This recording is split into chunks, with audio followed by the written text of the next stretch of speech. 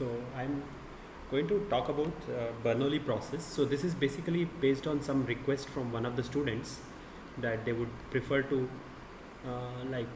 listen to my version of this Bernoulli process rather than completely following the MIT lectures. I'm making this. Anyway, so let's get to the thing. So I hope this is useful. I hope that it's not just one student who is interested to watch this version. I hope there will be many more takers for this, and there is that's if it is helpful, I'm very happy to make such videos. Anyway, so let's talk about Bernoulli process. So to really understand Bernoulli process, we need to talk about what are called as random processes or stochastic processes. Okay. So the motivation for these random process or stochastic process is based on the idea that random variable is used to make one measurement, right? Random variable is used to make a single measurement. Now, if you really want to use some things in life, there is a time element. You need to study the behavior of random variables over time. So if you want to have the time element, so basically then you have to go for stochastic process or random process.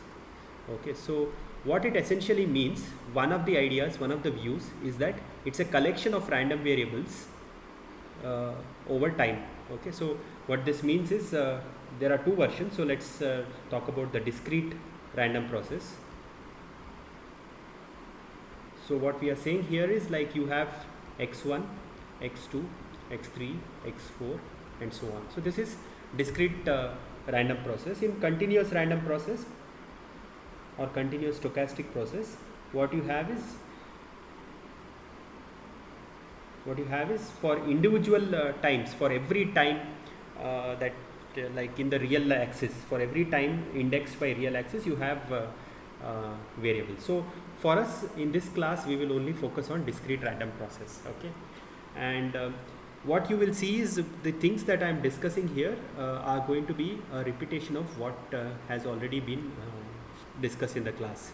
Okay, so now the first random process that we will study is called as Bernoulli process.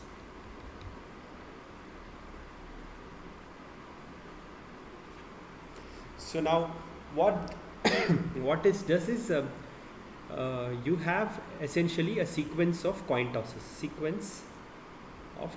So this is a Bernoulli process. Okay. So now as before, right, I was telling you that this coin toss seems like a very artificial model, and you may wonder what is the use of having this coin toss. It seems like a very bizarre thing to study, but it turns out that this is a very good model for several things that you will see in applications. All right, so even though this is just a sequence of coin tosses, there are plenty of applications for it. Okay, so now in order to really study this sequence of coin tosses, so essentially what you have is a sequence of heads and tails. So something like this could be one possible outcome. Okay.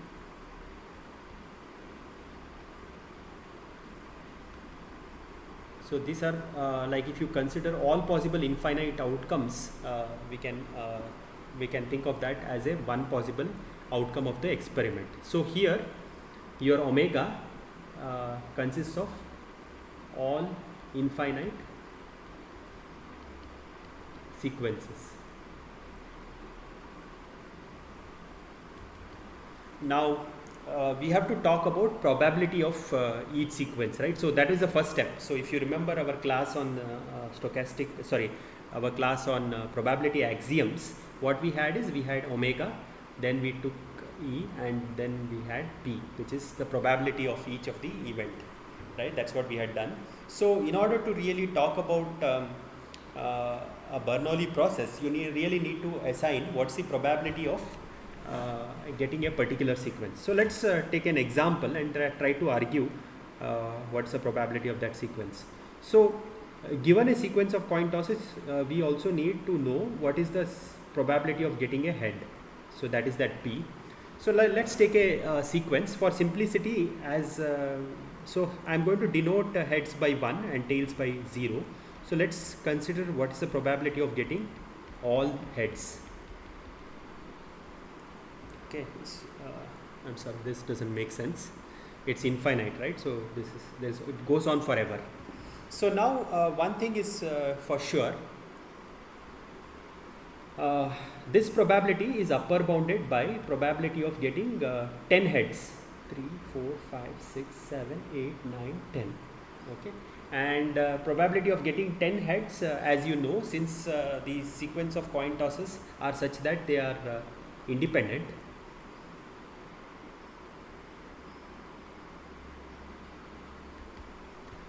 Okay, since they are independent,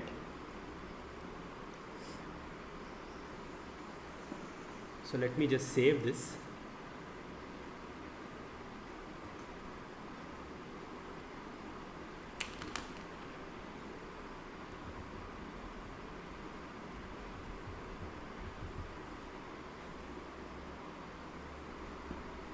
So since this is independent, we can write this as probability of getting head. Each of the heads can be written independently. Okay, so there are 10 of them. So this is p power 10. Okay, and assuming that p is a number between 0 and 1, so this number can get very small. Okay, so now there was no particular reason that we took 10 coin tosses. We could have had 100 coin tosses. The same argument can also give us this additional result. Okay, so no matter what sequence of heads you take, you can always upper bound it by a very small number. And in particular, it's also true that, I'm sorry, again I did this mistake, so this shouldn't be here. So this probability is upper bounded by the limit as n tends to infinity, p power n. Okay, and that is going to be equal to 0. Okay, so it turns out that given any sequence, so this was for a sequence of only ones, but if there were ones and zeros that were there, for every 1 you will have a term p, for every 0 you will have a term 1 minus p. Okay, and one of the two has to happen infinitely. Both can be happening infinitely, like if you have 1 and 0, 1 and 0 and so on, you will have infinite number of ones and infinite number of zeros. But in either situation, in either situation, what you will have is you will show that every sequence in this omega, okay, all the infinite sequence, every sequence in this omega has a probability of 0. Okay, so what it gives us this idea that this reminds us of how in the case of continuous, okay, if you remember the case of uniform, right, and even for normal, and also true for normal, also true for exponential, what we had was probability that x takes a particular value x, this is 0, right? So here also probability that you have a particular sequence of ones and zeros, okay, is going to be 0. So there is a lot of similarity between the sequence of coin tosses and continuous case. There is a lot of similarity.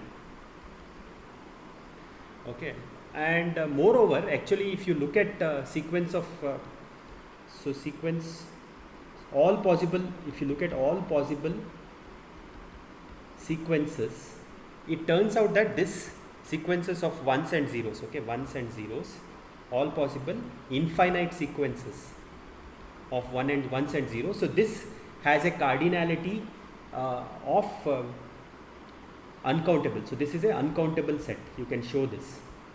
So that is through an argument called as Cantor's diagonalization argument.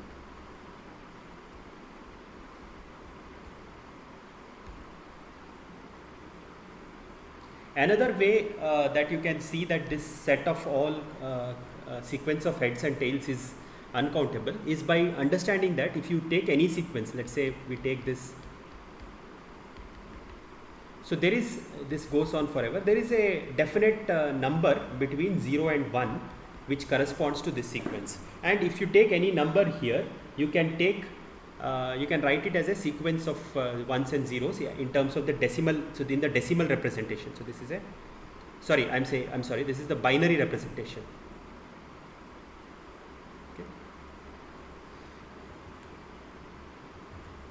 So there is a definite similarity between the sequence of coin tosses and the set 0, 1, and we know that this set is uncountable.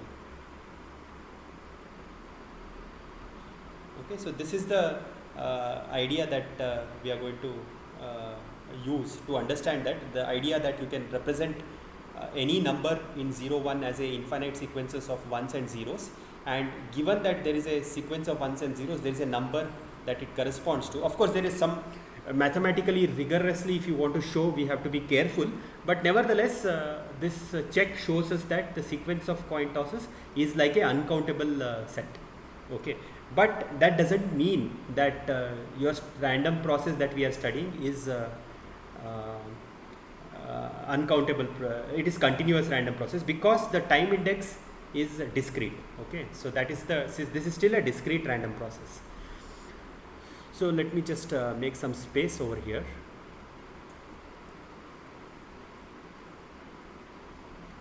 So another, so since this is a little difficult thing to use, what we do instead is we ask what is the probability of a subset of these things. So we ask what is the joint distribution of things like x5, x7, x9. So these kind of things we can ask instead. Since if you take any sequence, it is not directly usable. Instead, we look at this kind of sequence. What's the probability that you have some 3 outcomes for corresponding to this 3? And since this is a Bernoulli process, which is of having coin tosses which are independent, this is actually equal to px5 of the first thing into px7 of the second and px9 of the third. Okay, so this is the thing that you can equivalently study. Okay, so yeah. Okay, so now that we have seen this, so the next immediate question that we can ask, so we know now this, so we can ask what is the probability of having for xt, what is the chance? So this is equal to head, let us say. So this is going to be p.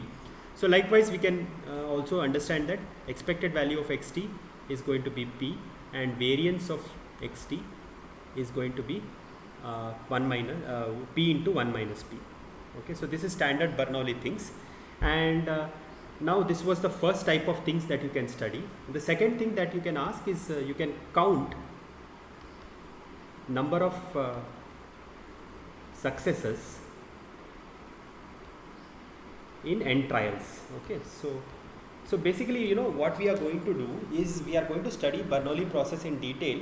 Okay, the reason being this gives you a good motivation to learn stochastic process, and stochastic process happens in real life many times, right? So if you, for example, look at a child and you see the height growth through the course of its lifetime, you will understand that it is something that grows over time. So if you look at several children and if you look at their height growth, perhaps that can be modeled as a stochastic process. Okay, so that is the reason why stochastic process is an important thing, and Bernoulli process is a good example where, you know, if you learn this Bernoulli process, the ideas can be useful for general stochastic process. So that's the whole idea.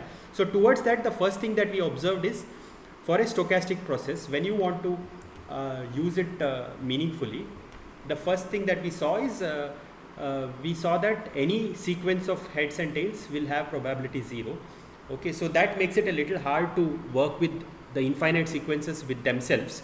But what you can do is you can look at a subset of those things. Okay, for example, here I took x5, x7, x9, and since we can ask what's the joint distribution of these 3 random variables on its own, right? So remember, the definition of stochastic process is that a collection of random variables indexed by t.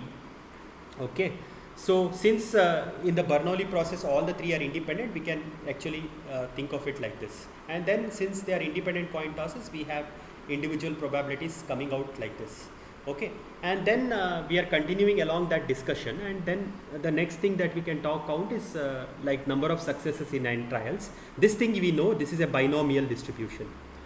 Okay, and again we have seen the things here, so let's talk about this. So what is the probability that you see, for example, so let's call the number of successes as Sn. So Sn equal to k. What is the probability that you have k successes? This we know what is the probability. It's n choose k, p power k into 1 minus p power n minus k. Okay, then similarly we can ask what is the expected Sn, that we know is np, and we can ask what is variance of Sn, and that we know is n into np into 1 minus p. Okay, so this is the second type of events that we can study in this. Okay, so now next thing that we can talk about is if you look at the sequence of coin tosses. So let's say these are all the coin tosses I am collecting here. Okay, and I am only writing this things where you have head.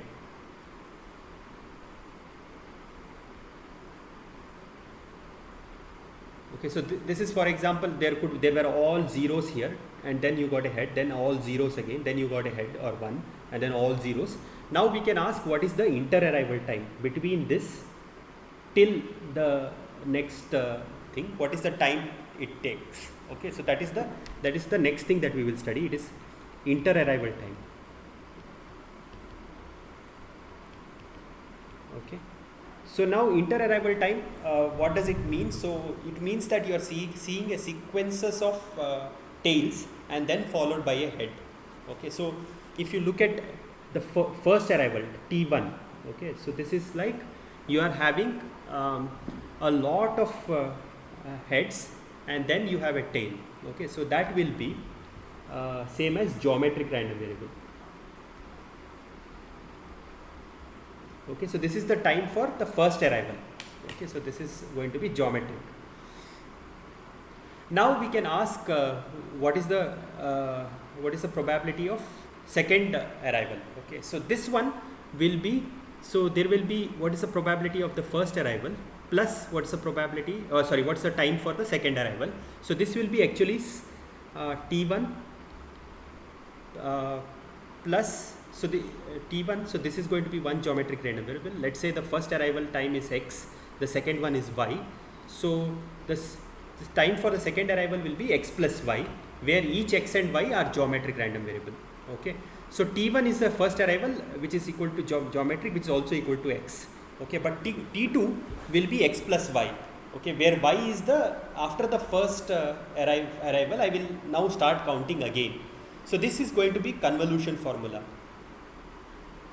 Okay, so for discrete time convolution, it is very similar to the continuous version convolution, but it is a complicated process. It takes a while before you can count this.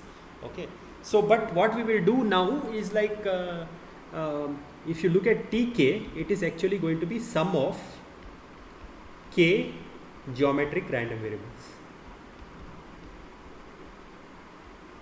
Now this is not going to be an easy thing. You cannot do this quite easily, but there is a shortcut way. I mean, one way is of course convolution. This is complicated. Okay. Instead of that, we will look at a simpler version, which is going to use independence. Independence of what? Independence of trials, right? Each coin toss is an independent thing. Use independence of trials to simplify this. So let's see that. So what is the probability that the kth arrival or the kth success happens at time n? Okay, at the slot n. So this is going to be actually probability that you have a head at time slot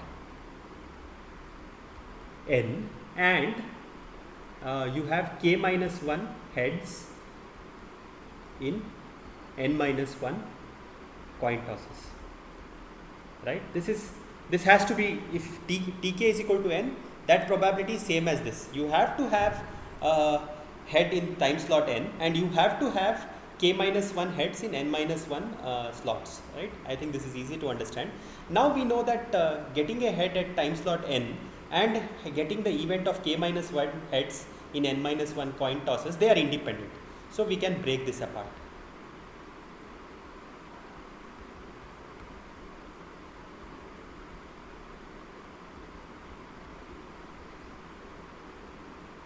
Okay, so now if you really see, we have now answered the complete question here, because what is going to be the probability of getting this? This is going to be P, and what is this? This is actually going to be binomial, right? So n minus 1, choose k minus 1, p power k minus 1 into 1 minus p power n minus 1 minus k minus 1, which is n minus k. Okay, so this is a quick and easy way to find out the distribution of the kth head or the kth arrival. Okay, so each head coming, we are calling it as arrival. So this is the distribution of kth arrival. Okay, I hope this idea is clear. So we have to be a little careful when we use independence argument. So we have to exercise care. Okay, so what is the care that we have to exercise? Because we can falsely say things are independent. Why that is the case? So let us look at an example.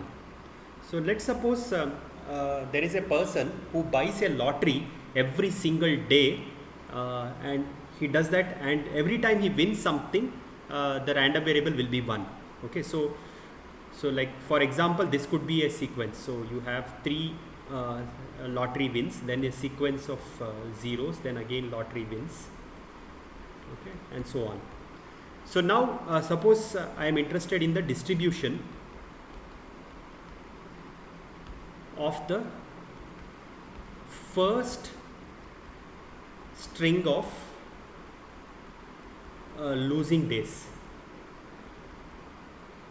So now if you look at this, so imagine that so this is the first time the failure happens, and if you look at this, right, so this seems like this entire thing till the first thing. So the distribution that we are interested is here, which is just the thing. Suppose if you call this as L plus 1 seems like geometric, right, because that is like the first so if you ignore whatever arrivals happen till here, now starting from this is like the first arrival. Okay, so this looks like geometric P, but this is a problem. Why is that? Because the geometric P, what is the distribution of geometric P? So L plus 1, if you assume it is geometric, that means L plus 1 can take values like it can take values in the set 1, 2, 3 and so on, which implies that L is going to be 0, right? Because L plus 1, if it is taking 1, 2, 3 and so on, so L can be 0. But you know that string of losing days cannot be length 0. Okay, so this argument of independence is broken down. What was the argument we made? We said okay, so forget about all the successes here. Let me watch after all the successes over. Let me start watching from this point, right? And then I said, okay, since from this point I am looking at the first arrival, it should be geometric. That is what we said. But there is a catch. See, we started looking at this point knowing that till previous point. So two things we noted. Till previous point we had successes. Okay, this was fine. So till this point having successes, this was okay. But we also know that the current time, okay, since we are going to observe the current time is a losing day. We know this. Okay, so this is where the assumption of causality fails. Okay, why? What is the thing that we are assuming? So at this point I cannot really say whether the string of losing days have started or not. But at this point I know that string of losing days has started because I have seen. So if I am able to start watching from here, I am actually at this point I am not making the decision. I am not only using point number 1, I am also using point number 2. Okay, so this is a problem. So I am going to start observing. If I am saying that I am observing from here, it is actually assuming that I know that there is a failure here. Okay, so this is a problem. The correct thing is from here onwards, once I start observing the first arrival, this is going to be geometric. Okay, so now it turns out, since this is geometric, this whole thing I have to, and the interest that I am having is on L, which is this time period. This L has also the same distribution as geometric. So L has distribution of geometric.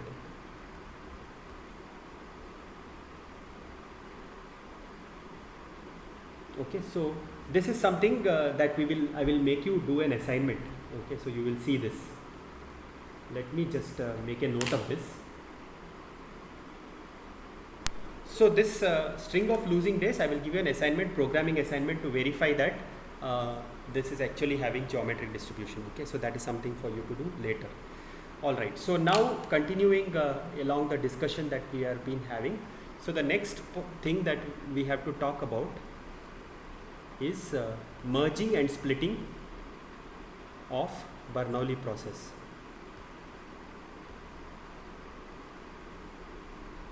Merging and splitting.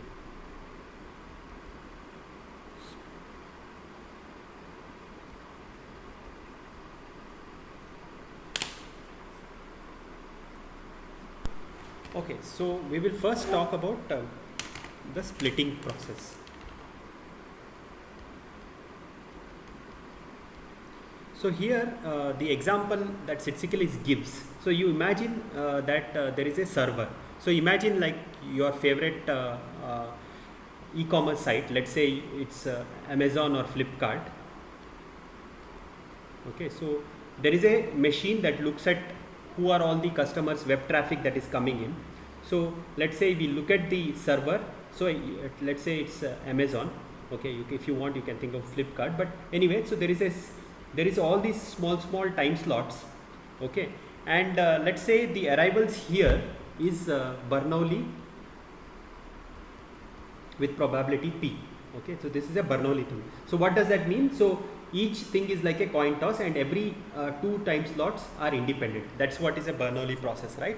So let's say there is a sequence of arrivals like this. So when you have an arrival, I will put a 1 here. So let me just use a different color because it's not yeah, so let's put a 1 whenever you have arrival.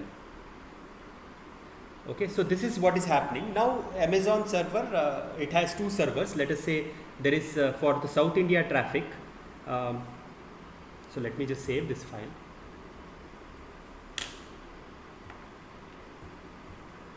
So for the South India traffic, or let's not go there. Let's assume that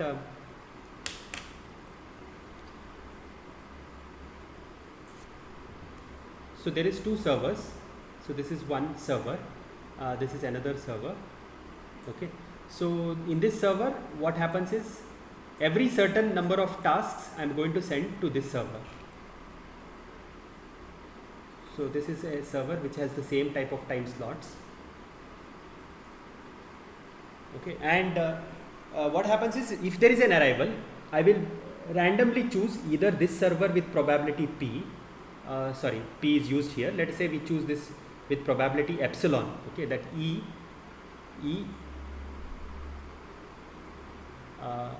this E is called, let me just pause. So what I am saying is, so there is a Amazon server which is looking at customer arrivals. So these are all the customer arrivals. So whenever there is a customer arrival, there is one more coin toss which is going to be made with probability epsilon. If this coin toss comes out as head, you will choose this server.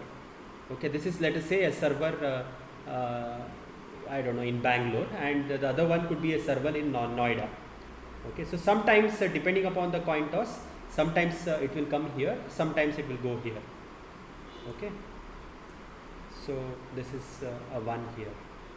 So like this, if you consider, this is also going to be a Bernoulli process. So that is the first thing that we want to say about splitting. Okay, so this is going to be Bernoulli, and the probability, the Bernoulli process parameter in the first one this is going to be Bernoulli of P epsilon. Okay, so this is going to be Bernoulli of P epsilon. Okay, so this is the so chance that you actually see something there is going to be first you have to have an arrival in the main queue, and then with epsilon probability you should have a head here. So this is going to be Bernoulli P epsilon, and the same way here it will be Bernoulli P into 1 minus epsilon. Okay, so I'll write here.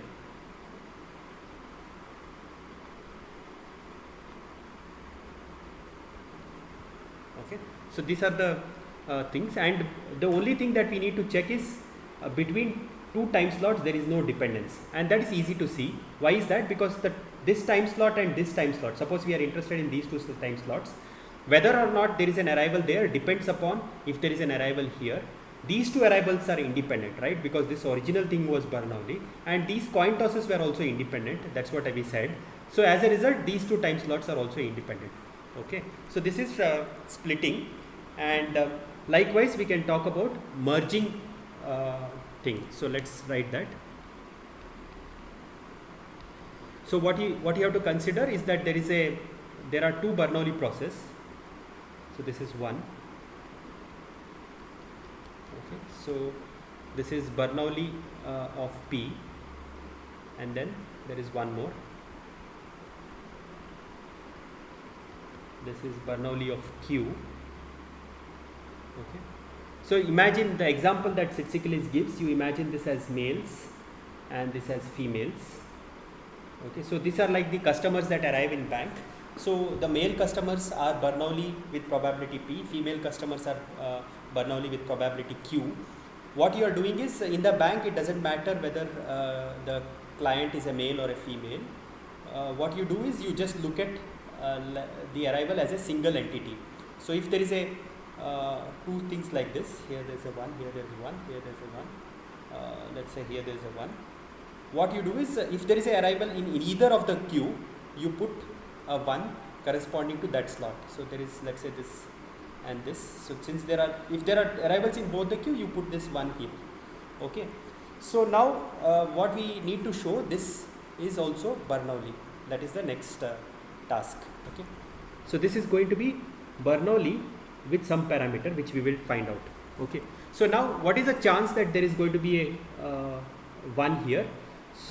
So probability that there is a 0 in this position is going to be 1 minus probability that there are no arrivals, right? No arrivals in male queue as well as no arrivals in female queue, and that, if you see, it is nothing but 1 minus P into 1 minus Q, right? Why are we multiplying? Again, because these two males and females are independent. Okay, so if you simplify this, P of 0, this is P of 1, that there is, if there is a 1 means at least male or female has happened. The only way that is going to happen is 1 minus there is no arrival. So this is going to be P plus Q minus PQ. So this is going to be a Bernoulli process with P plus Q minus PQ parameter. Okay, so that is all the things regarding to Bernoulli process. Okay, so let me just recap quickly. So let me open the other file as well. Just a minute, let me find that file. So what we were studying is what was called as Bernoulli process. So it's an example of a stochastic process or a random process. Okay, so there are two views of stochastic process. One view is, what you do is you look at basically every possible subset of that process. Okay, and then you ask what's the joint distribution. So this is one view. The another view is you look at all possible sequences as your sequence. Imagine, you know that the stochastic process is indexed by time t. Okay, so it can be discrete, like 1, 2, 3 if you have discrete time, or it can be continuous where the t itself can be continuous. Okay, so there are two versions of this. Okay, so what we are studying today is discrete random process. Okay, so here the times, the events that you have is x1, x2, x3. These are the random variables. Okay, so now when we studied that, we showed that there are two views. One is you can look at every subset of that, or you can look at a sequence. So if you look at a sequence, what turns out for Bernoulli process, a Bernoulli process being it's a sequence of coin tosses which are independent, it turns out that every sequence has probability 0. Okay, so this is something similar to continuous distribution. Okay, and that we actually showed. Then what we did is that we looked at all possible, like what and all we can study with the help of Bernoulli process. We looked at things like how do you count number of successes in n trials. Okay, this turns out it was a binomial distribution. Then we looked at inter-arrival times. All right. So inter-arrival time, each first arrival is going to be geometric. After first arrival, when I start observing again, that is going to be independent, right? Because I'm not using any information of this time slot. So this is also going to be geometric. So if I want to look at totally 2 arrivals, that's going to be sum of 2 geometric, which is going to be a convolution, which is going to be a complicated formula. Okay, so what we did then was we looked at independence of trials, and then we had a simple formula. This is called as Pascal's distribution. Okay, so this is what we did. And then later on we looked at some examples where the distribution, this independence can be used wrongly. Okay, and then we looked at merging and splitting of Bernoulli process. So in the next sequence of videos we will look at something similar, but here now we will try to look at continuous arrivals. Okay, so that is the next sequence, next lecture. All right, thank you so much.